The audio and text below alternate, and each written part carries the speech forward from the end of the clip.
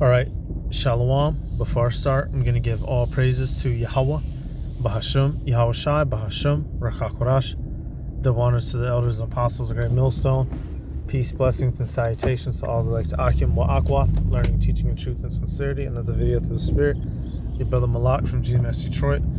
I just got two clips, unless another one of these older ones come to mind, but just showing you, Esau Edom, he cannot be satisfied. All right, his NWO goal, New World Order, right, is to have complete control of everyone's lives, no matter where they're at in the world, no matter what they do. All right, which is why, as the years have gone by, laws have been set up, one day at a time, one month at a time, 1 year at a time, that slowly strip everyone of their rights and their privileges. Right, and the ultimate end game is to have complete, absolute control. That is not a conspiracy. That is not far-fetched. That's not movie talk, right? When you look at America, right? When you look at the horde and the beast system, America, EU, NATO, the so-called white man, he goes all throughout the world, he takes over, and then he sets new laws upon everyone that they have to abide by. And if they do not, they suffer the penalty of death and mass slander throughout the earth, to the point to where you might as well be dead, because everyone's going to treat you like a turd on the pavement. All right, and I just got two of these clips, in which one is a cartoon, one is a part of an interview.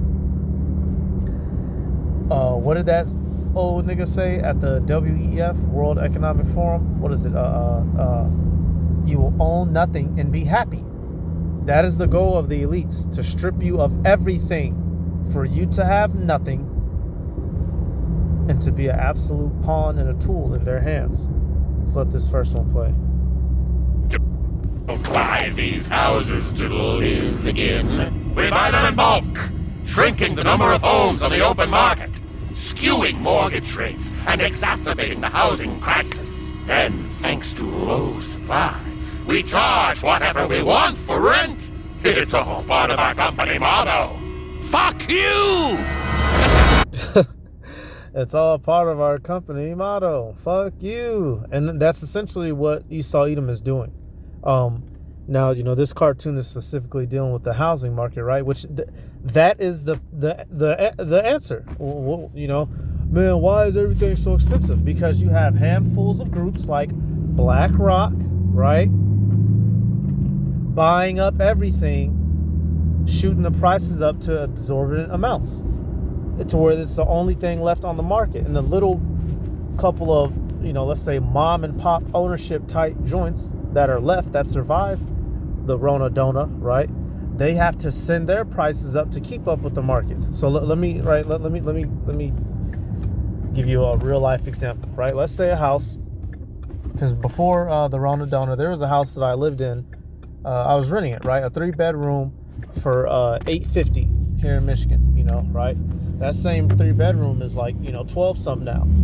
So what happened? Well, the landlord, right, in order for her to,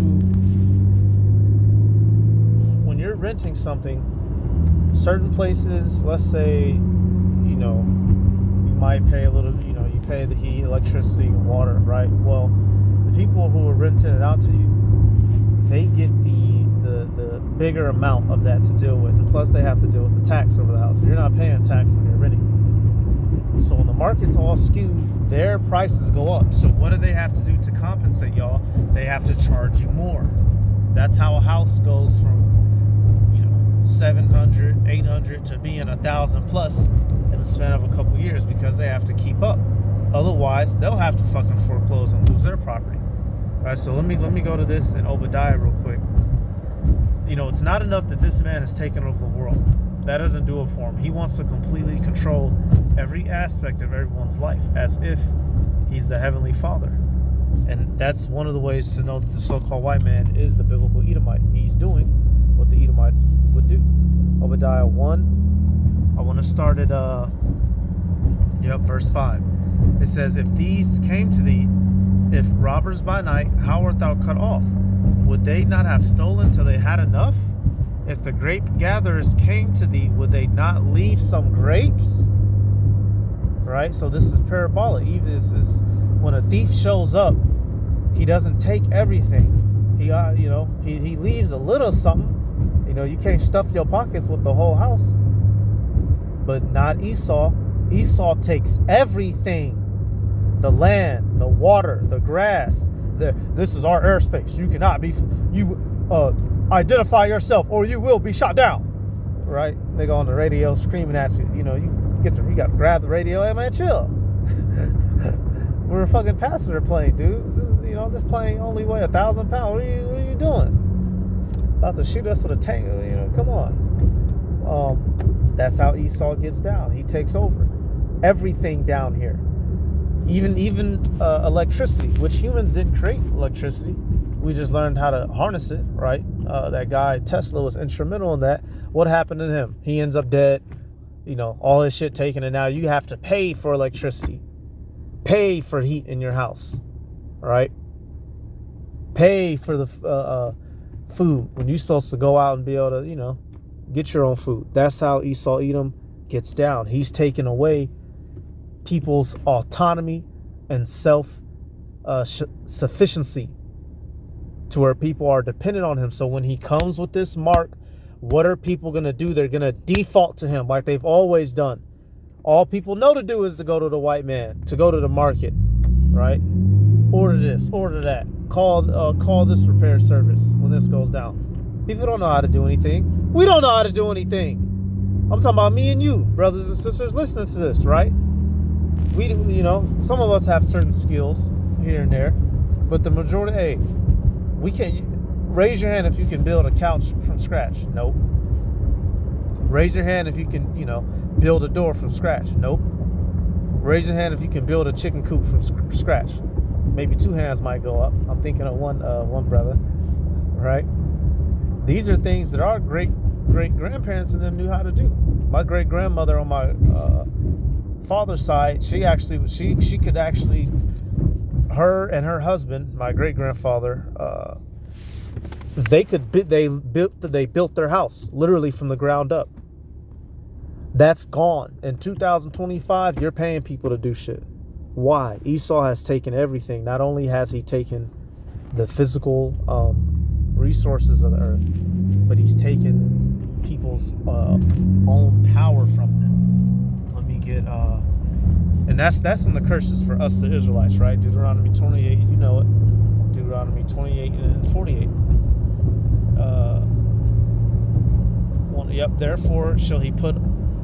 Therefore shalt thou serve thine enemies, which the Lord shall send against thee.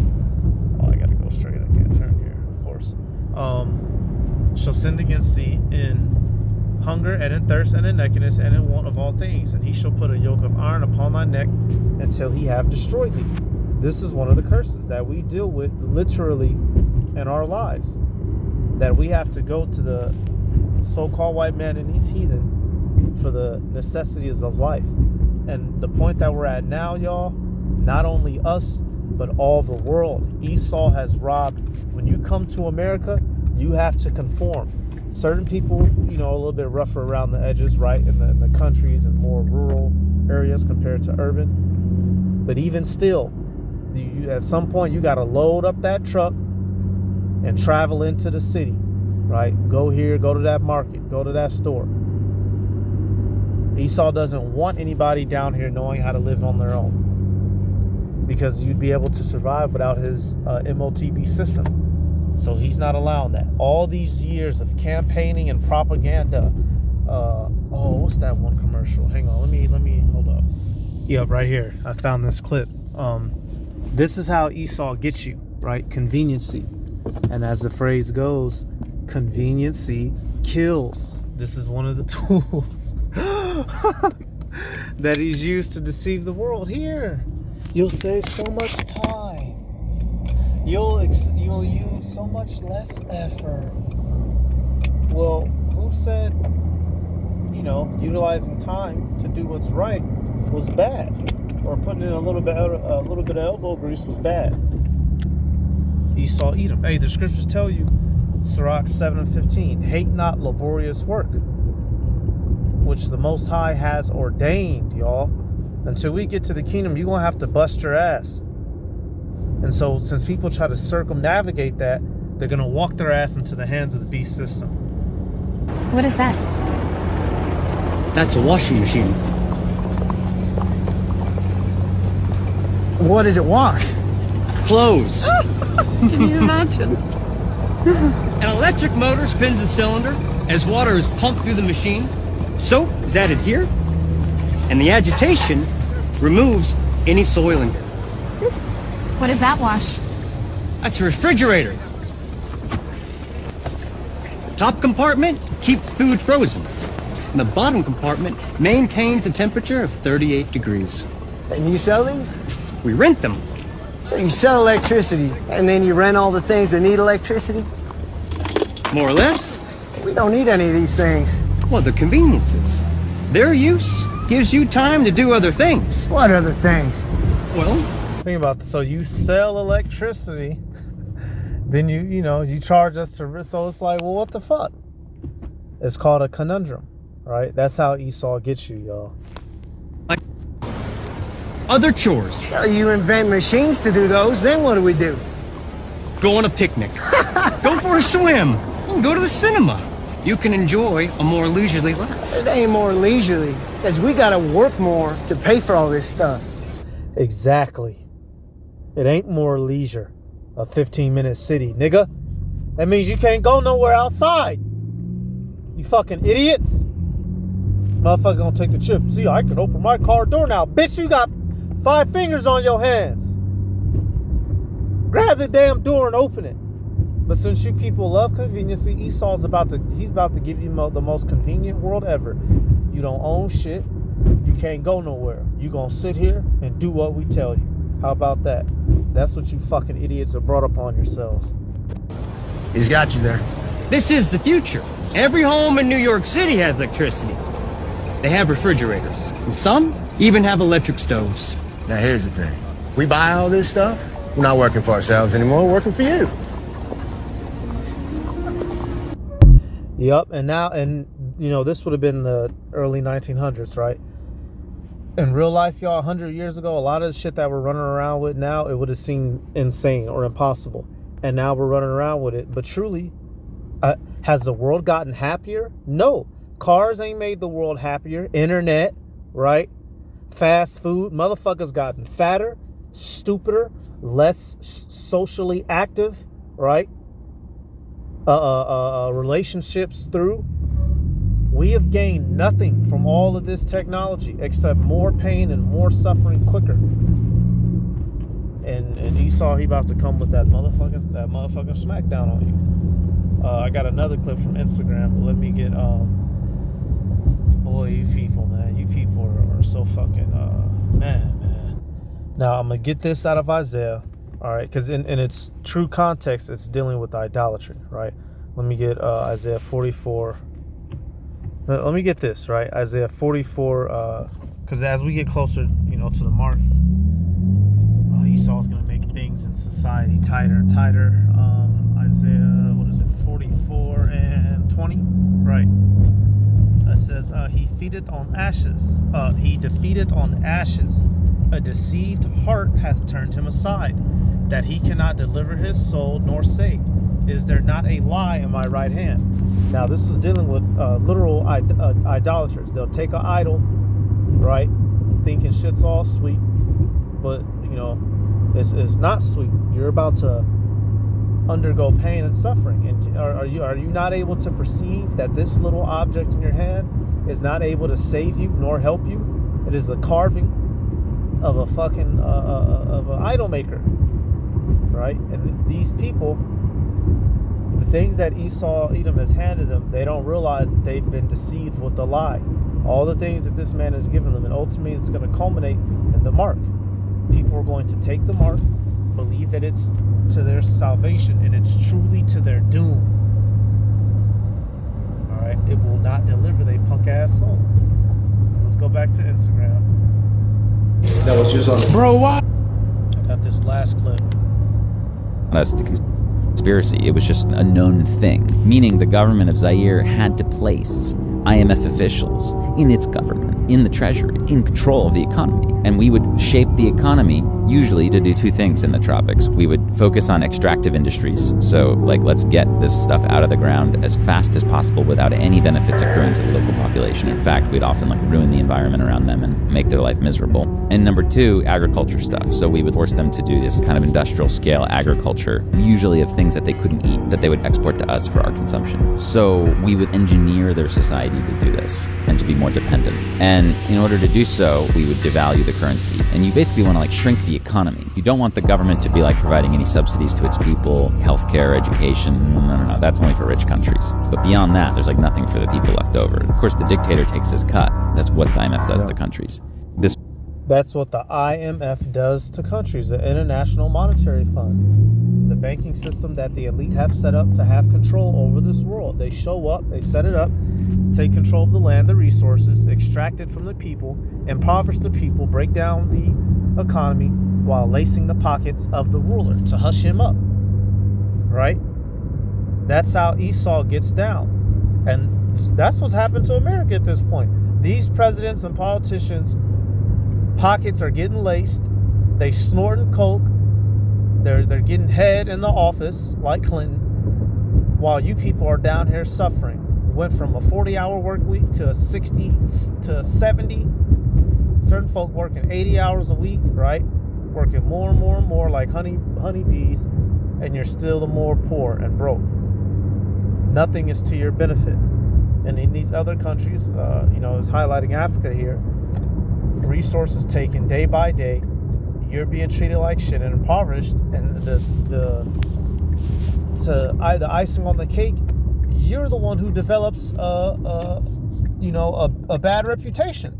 Here it is, these motherfuckers showed up to your country, dogged you, took everything out of your country, and you're considered an African booty scratcher. In which Ham is an African booty scratcher, but that's how Esau does you. Shows up, takes everything, and then leaves you worse than what you were before. And then, he'll probably label you a T on the way out. So then that gives them reason to come in and blow shit up and get more shit. That's how the elite get down, y'all. They don't want you to have a damn thing in this world. And this is the formula that they have been using for a long time. Like that one guy said was, I always forget his name.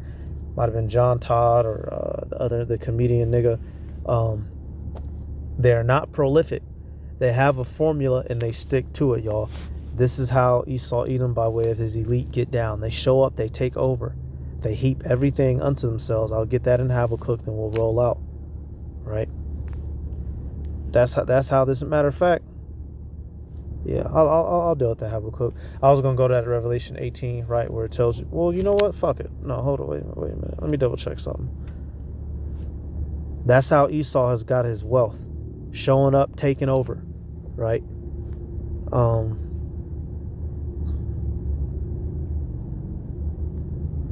Yeah, you know what? I'll start it because this is the cry that's going to go out after Babylon falls, right? Basically, the heathen nation are going to realize that they're no longer able to stand up, right? When America falls, the heathen being able to have any power in this world will fall as well. Because what kingdom comes up after America? The Israelites' kingdom, right? So Revelation 18 and 11. I'll start at 10. It says, standing afar off for the fear of her torment, saying, Alas, alas, that great city Babylon, the mighty city, for in 1 hour is thy judgment come, and the merchants of the earth shall weep and mourn over her. For no man buyeth their merchandise any more. The merchandise of gold. So, Slakia, 10 and 11, America being destroyed in the thermonuclear warfare. All right, it will be worldwide, news, right? And everyone's going to see this place burning, and the heathens, they're going to realize that their any access they had to greatness is going to be gone, because who comes up next? Israel. Verse 12, the merchandise of gold and silver, precious stones and of pearls, and fine linen, and purple, and silk, and scarlet, and all fine wood, and all manner vessels of ivory, and all manner vessels of most precious wood, and of brass, and iron, and marble, and cinnamon, and odors, and ointments, and frankincense, and wine, and oil, and fine flour, and wheat, and beast, and sheep, and horses, and chariots, and slaves and souls of men. These are all the things Esau has taken from the world over the millennium. Lands, resources, and people, y'all. What people in particular? The Israelites. Verse 14, and the fruits that thy soul lusted after are departed from thee, and all things which were dainty and goodly are departed from thee, and thou shalt find them no more at all. So ultimately, y'all, Esau's plan is going to fail. He's going to have to vomit all of this up, y'all. All the gold, all the silver, all the, all the lands that he's ravaged to build his wealth up and his power, it's all going to be stripped from him, y'all. So ultimately, it's going to be all for naught. So that's it. Just wanted to show you, hey, that's how the elite banking family get down. Show up, take over, heap everything to themselves, and dip out. That is why countries in Africa are unstable. Countries in the East are unstable. Wherever the white man goes, that's his tried and true formula, the biblical Edomites. All right, I'm going to give all praises to Yahweh, Bahasham, Yahweh Shai, Bahasham, Rakakodash, the honors to the elders and apostles of Great Millstone. Peace, blessings, and salutations to all the elect Akim. Wa Akwath, learning, teaching in truth and sincerity. Shalom.